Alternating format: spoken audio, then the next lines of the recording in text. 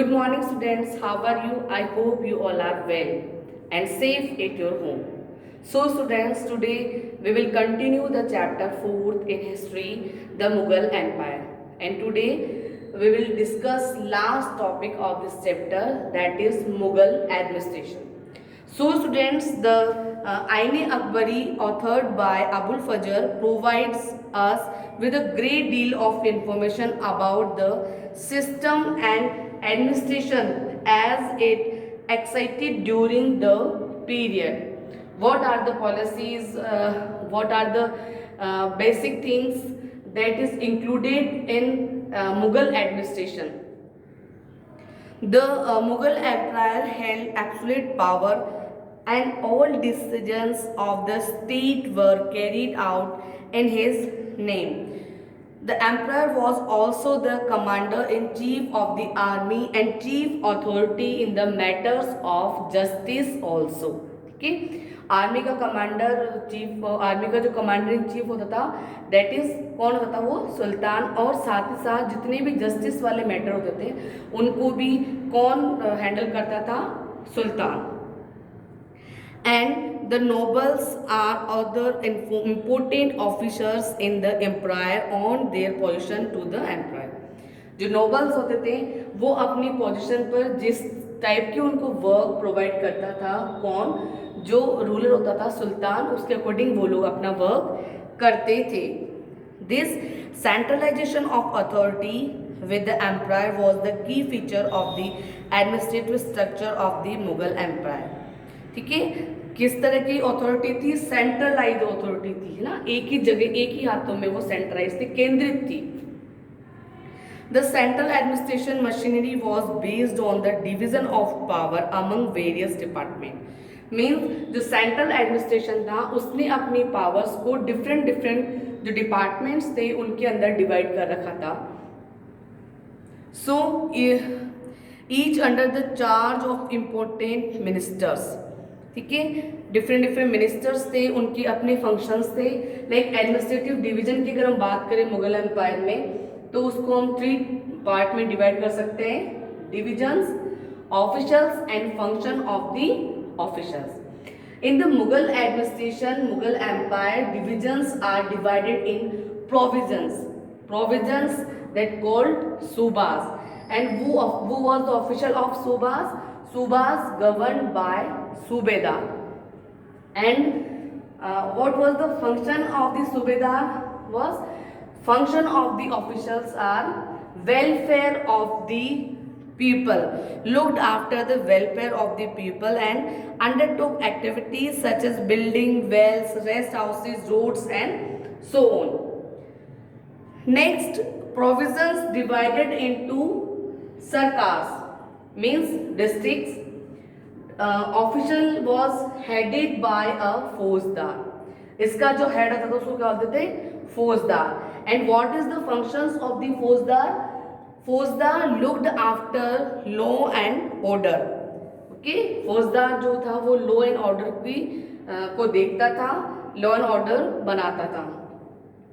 Then sarkars, districts further divided into Parganas.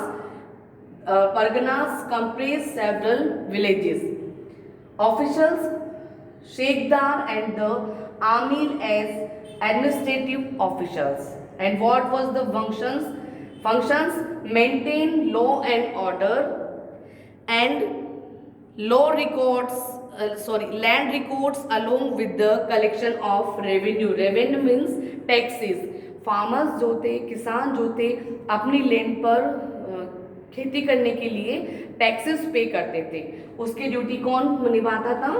जो परगनास का official होता था, शेखदार और आमीन। Then Parganas divided into a village. Last unit of the administration division of the Mughal Empire was a village.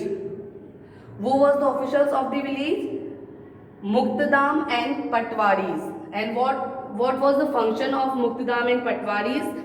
Muqtadam and Patwaris responsible for maintaining law and order and land records along with the collection of revenue also. So these different division of the Mughal Empire, जिनको कि हम provisions, sarkars, parganas and village में divide करते थे. Okay, next अगर हम बात करें तो different officials and functions. Okay, so different officials, that is diwan और Diwane Ala. Second is Mir Bakhshi. Next Mir Saman, then chief Qazi और chief sardar, and last muhtasibs. Okay, so ये सारे क्या होते थे, ऑफिशियल्स होते थे, और इन ऑफिशियल्स के वर्क जो थे, वो फंक्शन जो थे, वो डिफरेंट होते थे. फर्स्ट वी टॉक अबाउट दीवान और दीवाने आला. सो वो वॉज दीवाने आला, द दीवान और दीवाने आला, the head of the revenue department, then responsible for all income and expenditure of the empire. They maintain record. Okay, they maintain all record, that is income and expenditure of the empire. Next is Mir Bakshi. Mir Bakshi was the head of the military department and also the head of the nobility and the intelligence agency. Then maintains records of the Dag and Cheharas. Next, Mir Saman. Mir Saman is in charge of the royal workshops that provided provisions to the royal households. Okay. Next, Chief Kaji and Chief Sardar headed the judicial department and responsible for all charitable and religious endowments. And last official is Muthiyasibs. Muthiyasibs responsible for executing the orders of the court and maintain public order and decorum. So इस तरीके से different officials थे and उनके जो functions अलग अलग थे. Next, the मनसबदारी system की बात करें तो in there and over the pay attention to the army and administration, the Mughals introduce a unique system of rank and link the same to the local and land revenue administration. So this unique system was referred to as Mansabdari system. Okay, and it was introduced by Akbar. Akbar ने मनसबदारी system को introduce किया था. उस system के अंदर जितने भी जो रेवेन्यू एडमिनिस्ट्रेशन था उसका लोकल और जो लैंड पे रेवेन्यू मिलता था उस पर डिफरेंट रैंक्स बनाई थी इस सिस्टम के अंदर. Under this system each officer known as the mansabdar was given a rank और a mansab. Okay, mansab means rank. It was a grading system used to fix the rank, salary and military responsibilities of the officers. Zat fixed the Mansabdar's personal status and salary. The higher the Jat, the more prestigious was the noble's position in the royal court, and he also drew a higher salary.